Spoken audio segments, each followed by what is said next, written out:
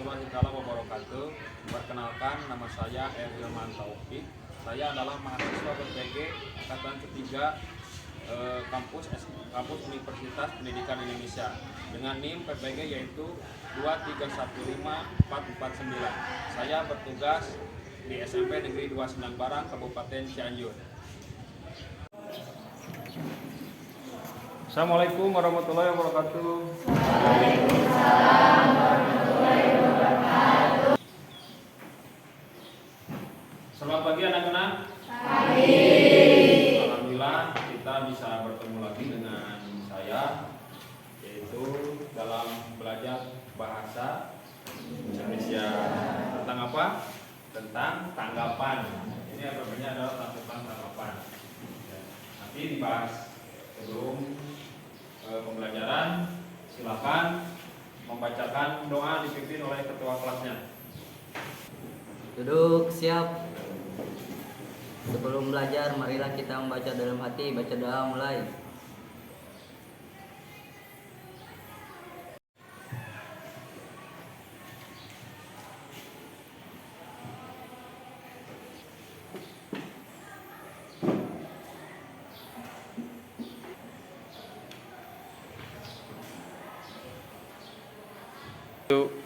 Selesai.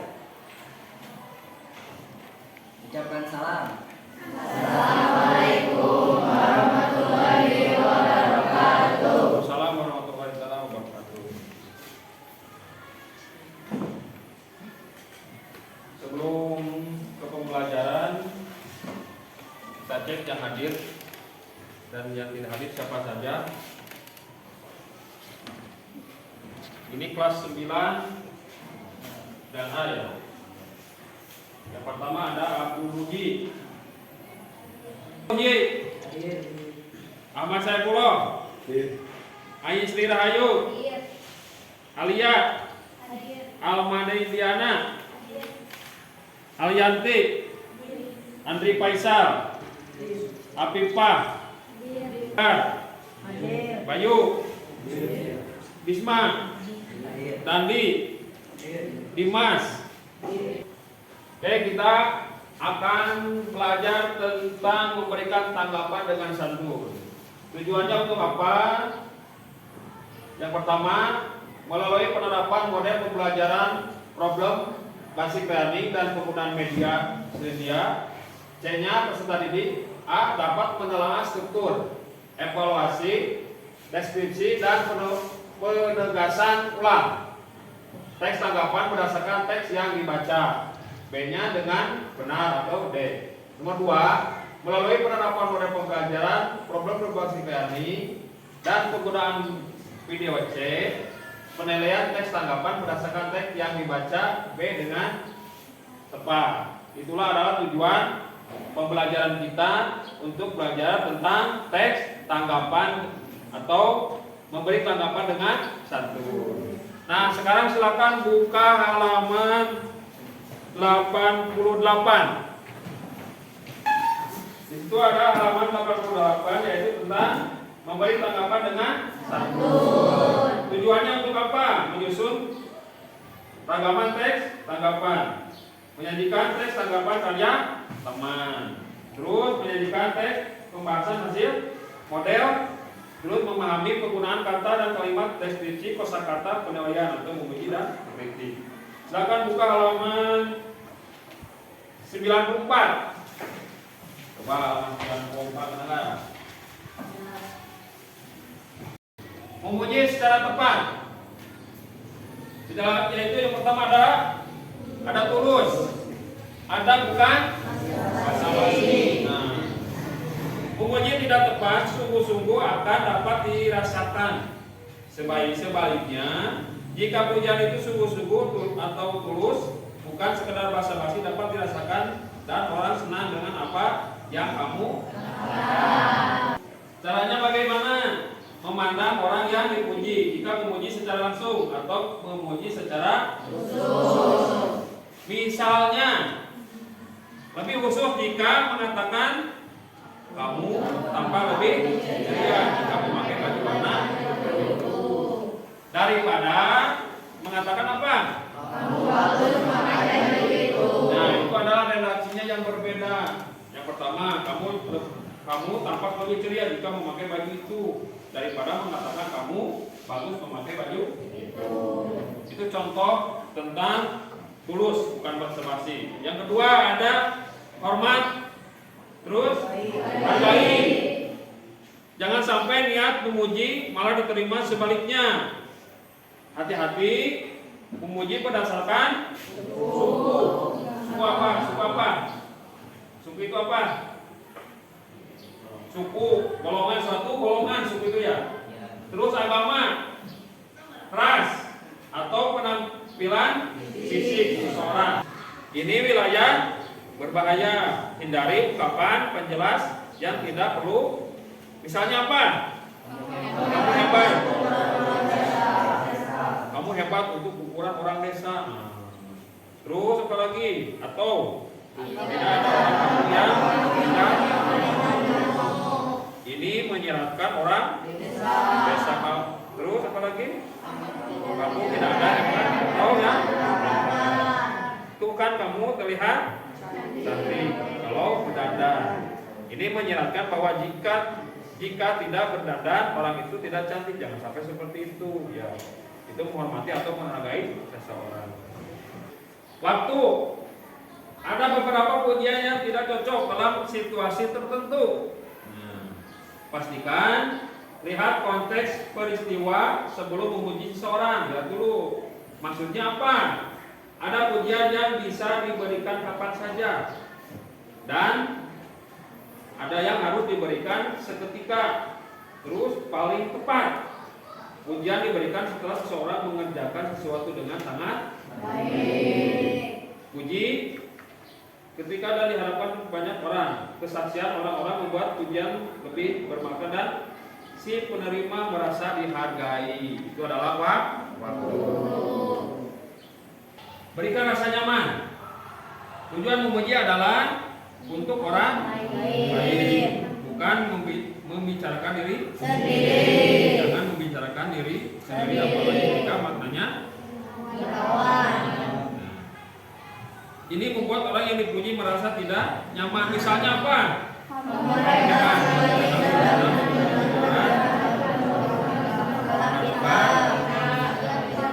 Kalau saya tidak mungkin bisa, saya orang yang tidak bisa. Itu adalah cara memberikan rasa nyaman. Oke, perhatikan. Ini adalah tayangan teks tanggapan. Ya, silakan kalian perhatikan apa yang ada di dalam video ini tentang mengenai teks tanggapan. Bagaimana teks tanggapan itu yang baik dan benar, bagaimana seseorang memberikan tanggapan atau memberikan komentar terhadap seseorang. Kita akan melihat tayangan video ini ya. Assalamualaikum warahmatullahi wabarakatuh. Hai semuanya, jumpa lagi di channel Ruang Belajar, channel yang membagikan materi seputar pelajaran bahasa Indonesia. Kalian pasti sudah tahu bukan, dalam suatu forum lisan atau tulisan, baik itu ilmiah maupun non-ilmiah, tentu saja kalian dapat memberikan tanggapan yang berisi kritik dan pujian. Kritik merupakan ungkapan ketidaksetujuan terhadap suatu, sedangkan pujian adalah ungkapan rasa setuju mengenai suatu hal. Pujian apa juga? Yuk kita pelajari bersama. Namun sebelumnya jangan lupa untuk subscribe, like,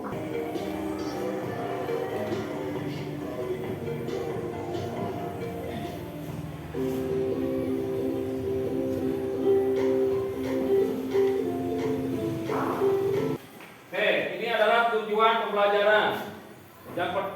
Yang pertama ada mengidentifikasi teks tanggapan.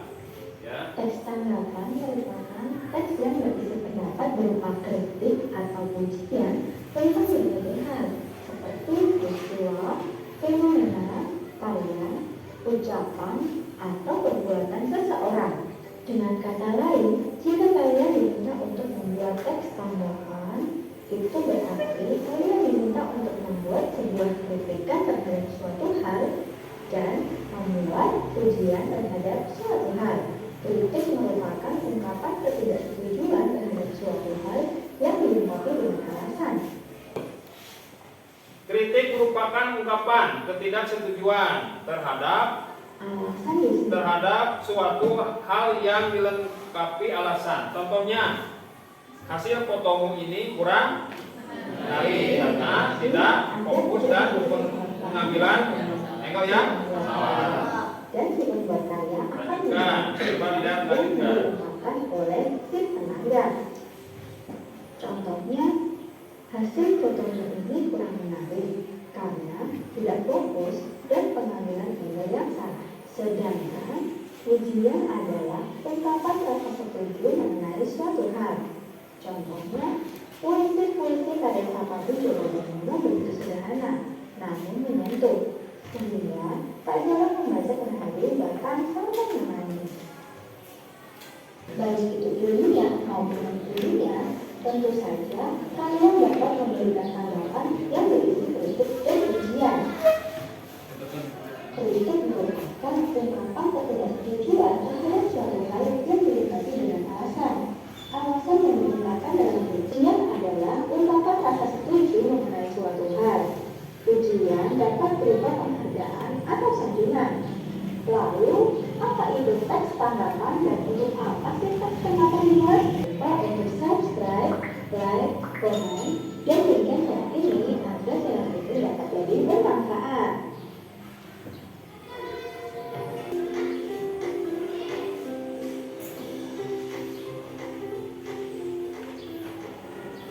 Teks tanggapan merupakan teks yang berisi pendapat berupa kritik atau pujian tentang berbagai hal, seperti peristiwa, fenomena, karya, ucapan, atau perbuatan seseorang.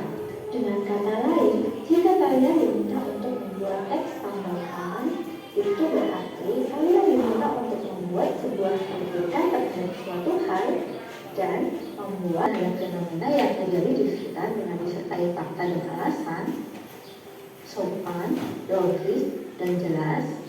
Terdapat penilaian kekurangan dan kelebihan, dan juga terdapat saran. Ini adalah ciri-ciri teks tanggapan. Silakan ditulis. Silakan ditulis. Buku ini dikeluarkan. Ciri-ciri teks tanggapan. Tulis. Silakan ditulis ciri-ciri teks tanggapan. Memuat tanggapan terhadap fenomena yang terjadi di sekitar dengan disertai fakta dan alasan. Nomor 2, sopan, logis dan jelas.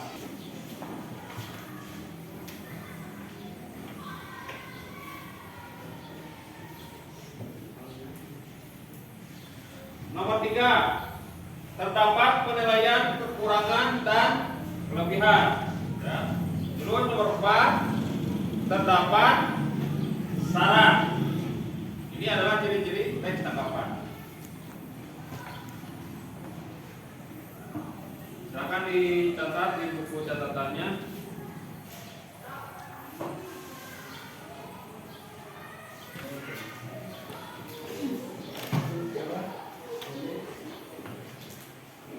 Terus, yaitu tujuan teks tanggapan ditulis. Tujuannya apa? Yang pertama, untuk memberikan penilaian tentang kelebihan dan kekurangan dari sebuah teks yang juga disertai dengan saran. Penilaian yang dilakukan haruslah objektif, sopan, logis, dan jelas. Silakan ditulis. Ini adalah tujuan teks tanggapan. Tujuannya ini. Ya. Ini adalah tujuan teks tanggapan untuk memberikan penilaian tentang kelebihan dan kekurangan dari sebuah teks, juga disertai dengan saran. Penilaian yang dilakukan haruslah objektif, sopan, logis, dan jelas. Lanjut, fungsi teks tanggapan. Yang pertama, memberikan kritik membangun yang bisa digunakan untuk membantu suatu hal agar dapat diselesaikan atau menjadi lebih baik. Yang kedua, mengapresiasi sebuah karya mampu hal yang dikerjakan oleh seseorang secara detail dan jelas mungkin. Terus yang ketiganya, memberikan saran kepada sebuah hal atau persoalan lewat cara yang terarah, sistematis, terbaik, sehingga pujian atau kritikan tidak terasa semu serta bisa dipertanggungjawabkan atau disebut dengan objektif. Terus sarana atau wahana dari hal yang ditanggapi supaya sama memuji atau mengkritik, bisa berdialog dengan lebih baik lewat konteks, deskripsi serta penilaian yang diberikan oleh teks tanggapan. Jadi teks tanggapan ada dua. Yang pertama ada tanggapan berpositif berupa pujian. Yang kedua ada tanggapan negatif berupa kritik. Berupa pujian apa? Tanggapan yang berisi pernyataan, pengakuan dan apresiasi dalam dalamnya terhadap kebaikan atau keunggulan suatu karya atau hal yang memang dianggap sangat baik dalam nilai. Terus tanggapan kritik berupa tanggapan yang kritik bisa juga diartikan pernyataan, zaman atau tanggapan yang disertai dengan gaya atau pertimbangan baik buruk sesuatu. Ya, ini adalah jenis teks tanggapan. 3. Tanggapan berupa saran, merupakan alternatif yang lebih baik dalam kondisi dan situasi apapun dalam menanggapi dengan santun, karena dapat memberikan kritik membangun, bukan hanya mengubah kesalahan suatu karya atau hal saja. Terus, namun tanggapan model ini pun pujian maupun kritik tajam, sekalipun keduanya tetap harus disampaikan dengan cara yang santun dan memiliki yang ditunjukkan sebagaimana cara memperbaiki atau mengembangkan hal yang ditanggapi. Itu nomor 3 tentang jenis teks tanggapan. Ini adalah contoh teks tanggapan. Ini adalah contoh teks tanggapan tentang OSIS. Silakan siswa yang mau bacakan ke depan. Siapa? Yuk. Nah, saudara Yusman silakan untuk membacakan contoh teks tanggapan. Contoh teks tanggapan. Saya sepakat OSIS meniadakan pesta perpisahan dan pentas seni untuk tahun ajaran ini. Keputusan tersebut sudah tepat karena kerumunan di sekolah rentan menjadi kluster baru penularan COVID-19. Worldometers mencatat sampai Senin 30/11/2020 Indonesia menduduki peringkat ke-22 kasus tertinggi COVID-19. Jumlahnya mencapai 538.883 kasus dengan 16.945 kematian. Data tersebut menunjukkan bahwa bahaya pandemi masih mengancam. Indonesia menduduki posisi tertinggi kasus COVID-19 di Asia Tenggara. Kita sebagai pelajar perlu berperan membantu menangani pandemi yang tak kunjung reda ini. Peran pelajar salah satunya menghindari dan mencegah kerumunan, taati protokol dan aturan agar tidak timbul klaster sekolah. Maka saya setuju dengan keputusan OSIS untuk meniadakan pesta perpisahan dan pentas seni. Keduanya dapat kita lakukan sewaktu-waktu setelah pandemi selesai. Nyawa manusia lebih penting dari hiburan yang hanya menyenangkan sesaat. Terima kasih kepada saudara Yusman telah memaparkan contoh teks tanggapan. Silakan ke bangku tempat duduk lagi. Oke, tadi kita sudah melihat tayangan video tentang teks tanggapan. Nah, kalian akan mencoba membuat sebuah tanggapan mengenai tanggapan tentang siswa apa? Bagaimana penanggulangan siswa nakal di sekolah. Tulis soalnya dulu, bagaimana menanggulangi siswa yang nakal di sekolah. Apa saja? Apakah siswa itu benar-benar nakal? Bagaimana cara kita, penyebabnya apa? Siswa tersebut disebut nakal oleh teman-temannya. Ya, silakan per kelompok membuat sebuah tugas. Nanti dipresentasikan satu orang kelompok untuk membacakan hasil tugasnya. Ya, silakan dipersiapkan. Buku catatannya mana? Dikeluarkan. Silakan berdiskusi menurut kelompoknya. Nanti dipresentasikan semuanya. Ya, silakan mana hasilnya? Ditulis. Ya, ditulis. Judulnya apa? Bagaimana menanggulangi siswa nakal di sekolah. Penyebabnya apa? Jadi di situ menurut kelompok kalian itu apa? Ya. Bagaimana cara menanggulanginya? Bagaimana siswa tersebut disebut siswa nakal? Silakan kerjakan. Silakan berdiskusi dengan kelompoknya.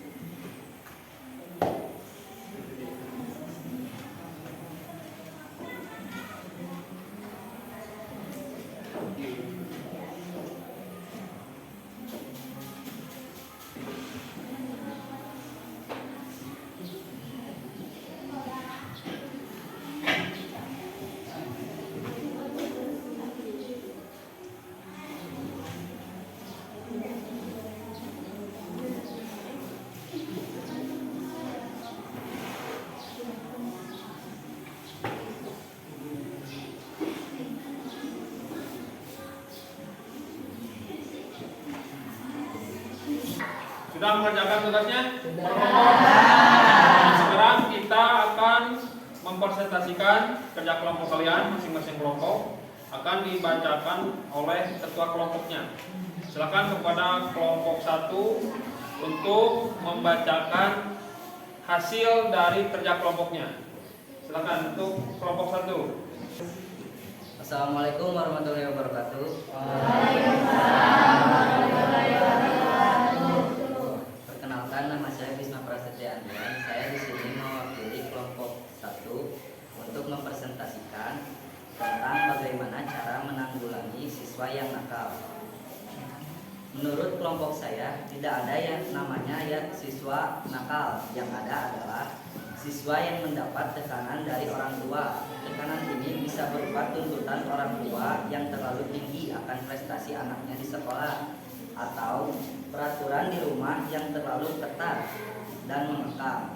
Akibatnya bisa bermacam, siswa bisa pendiam tapi juga bisa nakal karena merasa ingin bebas. Sekian presentasi saya, mudah-mudahan bisa dipahami. Wassalamualaikum warahmatullahi wabarakatuh.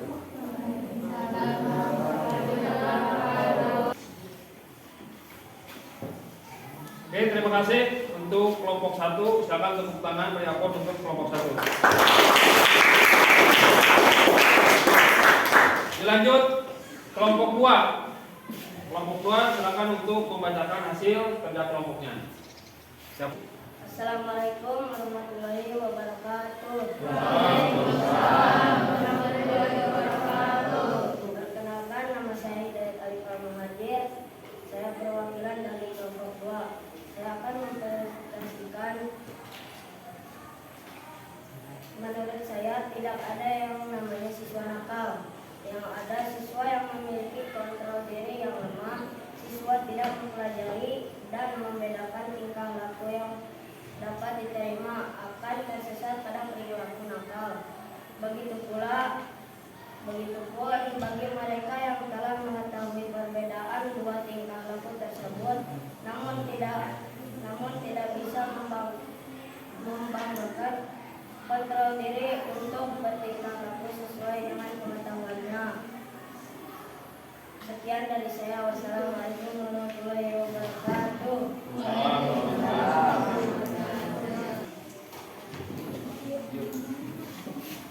Ini kelompok 3. Silakan tepuk tangan untuk kelompok 2. Dilanjut hasil dari kerja kelompok 3. Assalamualaikum warahmatullahi wabarakatuh. Perkenalkan, nama saya Ansi Rahayu. Saya dari kelompok 3. Saya akan mempresentasikan tentang menanggulangi siswa nakal di sekolah. Menurut saya tidak ada siswa nakal. Yang ada adalah siswa yang kurang kasih sayang orang tua. Orang tua yang terlalu sibuk dengan pekerjaan menyebabkan kurang perhatian kepada anaknya. Tidak mengenalkan dan mengajarkan norma-norma agama kepada anaknya. Akibatnya dia akan sering bolos atau terlambat sekolah. Saat di sekolah, ia akan berubah macam-macam untuk mendapat perhatian dari orang lain termasuk para gurunya. Sekian presentasi dari saya. Wassalamualaikum warahmatullahi wabarakatuh. Silakan untuk kelompok 4.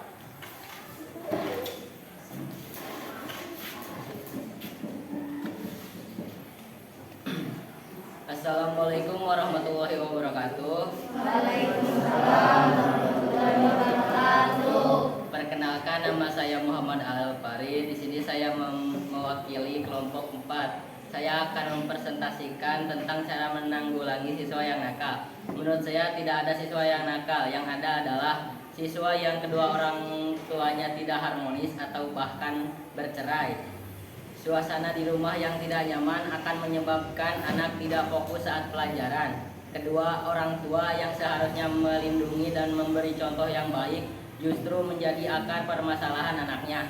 Sekian dari presentasi saya. Wassalamualaikum warahmatullahi wabarakatuh. Terima kasih kepada setiap kelompok yang telah membacakan atau memaparkan hasil kerja kelompoknya tentang teks tanggapan. Jadi teks tanggapan itu menanggapi siswa yang nakal, bukan siswa yang nakal, tetapi ada beberapa faktor yang menyebabkan siswa tersebut menjadi kurang baik, padahal siswa tersebut itu sangat baik. Yang pertama ini dari kelompok 1 nih. Menurut kelompok saya tidak ada yang namanya siswa nakal. Yang ada adalah siswa yang mendapat tekanan dari orang tua. Tekanan ini bisa berupa tuntutan orang tua yang terlalu tinggi akan prestasi anaknya di sekolah, atau jadi intinya siswa tersebut menuntut anaknya itu harus benar-benar bisa. Jadi si orang tua itu menuntut siswa tersebut harus mendapatkan nilai yang terbaik. Itu ada tekanan dari orang tua. Tetapi orang tua tidak tahu sebenarnya keadaan siswa tersebut itu bagaimana ya. Jadi dituntut siswa itu harus benar, kamu itu harus juara 1, kamu itu harus bisa. Tapi orang tua tidak tahu, tidak memahami keadaan siswa yang sebenarnya. Itu menurut kelompok 1. Itu menurut kelompok 2. Siswa yang memiliki kontrol diri yang lemah. Siswa tidak mempelajari dan membedakan tingkah laku yang dapat diterima, akan tersesat pada perilaku nakal. Begitupun bagi mereka yang telah mengetahui perbedaan dua tingkah laku tersebut namun tidak bisa mengembangkan kontrol diri. Jadi itu terbawa arus. Kalau ini menurut kelompok 2 nih, ketika Bapak telaah, ini terbawa arus siswa yang lain. Walaupun dia tahu melakukan hal seperti itu adalah salah. Contoh, waktu belajar kita nongkrong di warung. Kenapa? Karena terbawa temannya. Tapi dia tahu bahwa perilaku tersebut itu merugikan diri kita sendiri, tetapi dia itu tidak mengindahkan dan dia mengikuti temannya yang lain. Itu menurut kelompok 2. Jadi mengontrol dirinya itu yang kurang tepat. Terus menurut kelompok 3, siswa yang kurang kasih sayang orang tua. Orang tua yang terlalu sibuk dengan pekerjaan menyebabkan kurang perhatian. Jadi kurang kasih sayang orang tua itu, jadi orang tua itu tidak peduli terhadap siswanya, terhadap anaknya. Apakah anaknya itu intinya kalau disuruh sekolah, pulang sekolah tidak ditanyakan apakah siswa tersebut mengerjakan tugas, mengerjakan tugas di sekolahnya atau tidak. Jadi orang tua itu sangat tidak peduli terhadap anaknya, jadi sangat tidak perhatian. Namun kalau bahasa Sunda mengatakan reksa kolek bagi baik memaneh, kan seperti itu. Jadi kalau bahasa Indonesia itu terserah apakah mau sekolah atau tidak, yang penting saya sudah memberikan jajan terhadap anak saya, tapi tidak dikontrol, tetapi tidak diperhatikan tentang keadaan siswanya. Apakah siswa tersebut datang ke sekolah atau sampai ke sekolah atau cuman sampai di warung. Nah, itu tidak diperhatikan oleh orang tua. Nah, timbullah rasa ketidaknyamanan terhadap siswa. Kenapa? Karena merasa tidak diperhatikan sama orang tua.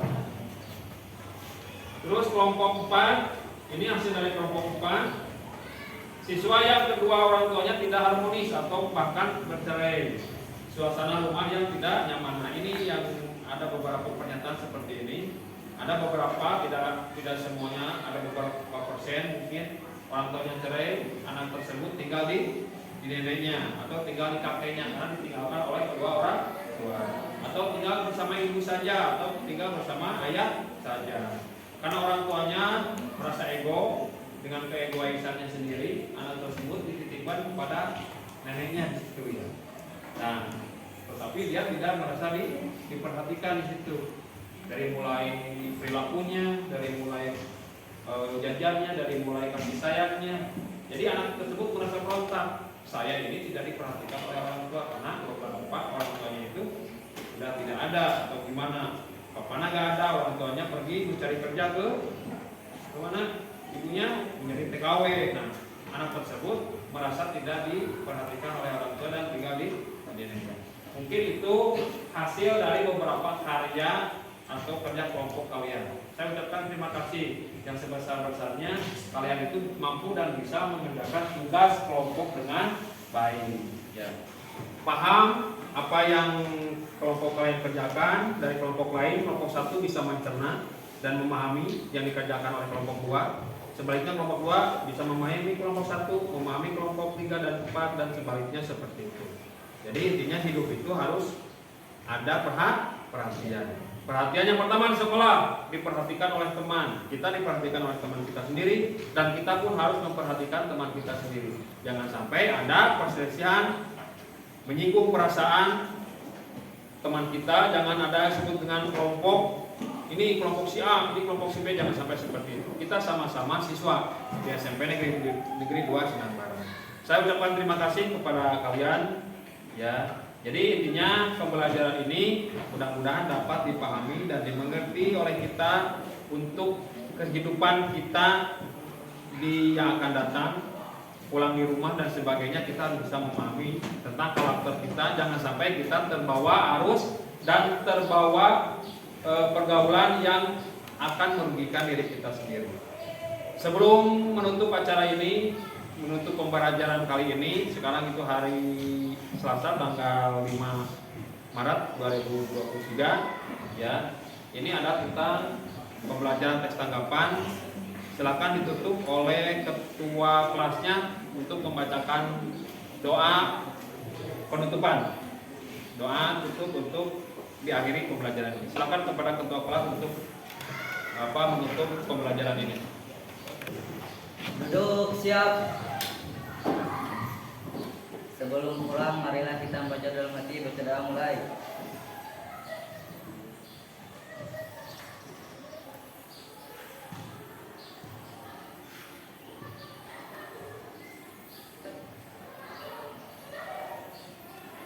Selesai, ucapkan salam. Waalaikumsalam warahmatullahi wabarakatuh. Silakan pulang ke rumah dengan tertib karena sekarang musim penghujan.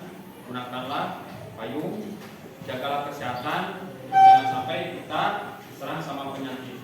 Ya, sekarang musim penghujan. Silakan pulang dengan tertib, dengan hati-hati. Yang membawa kendaraan harus hati-hati, yang jalan kaki pun sama harus hati-hati. Terima kasih untuk pembacaan kali ini. Assalamualaikum warahmatullahi wabarakatuh.